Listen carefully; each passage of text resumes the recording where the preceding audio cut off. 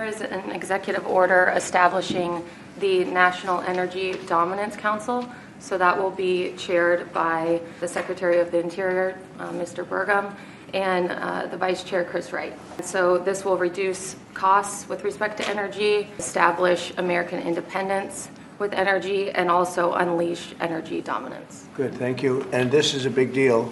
We have more energy than any other country, and now we're unleashing it, to put it nicely. And I'd like to ask Doug, you're going to be heading it up. You and Chris, would you say a few words about it, please? Yeah, absolutely, sir. Good afternoon. President Trump wisely understood that under the Biden administration, there was a war against American energy, and today that war officially has ended. President Trump on day one declared a national energy emergency. And this is a real emergency because under the Biden administration restricted the production of oil and gas.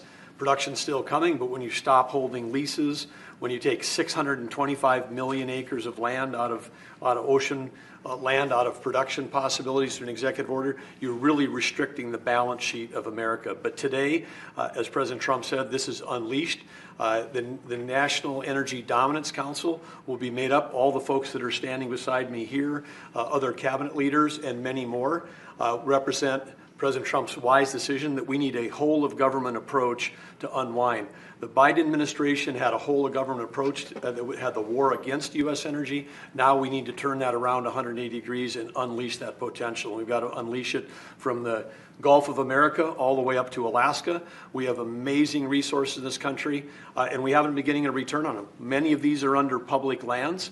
The interior has 500 million acres of surface, 700 million acres of subsurface minerals, critical minerals, and offshore close to 2 billion acres.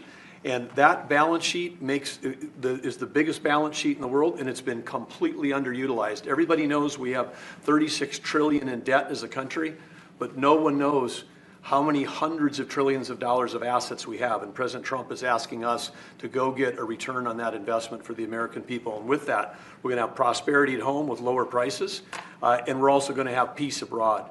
Because the wars that we've been engaged in, or our allies have been fighting over the past few years, have been funded by the oil sales of our adversaries. So we have an opportunity, and we also are in an AI arms race with China. The only way we win that is with more electricity. And we also have an energy emergency in terms of electricity. Too much intermittent, unreliable, not enough base load. We've been shutting down the base load that we have. President Trump is going to reverse that, and it's going to allow us to win the AI arms race, which is the most important thing that we have to do relative to our future. So with that, I want to say again, thank you to President Trump, and I want to thank my fellow members of the Energy Council here.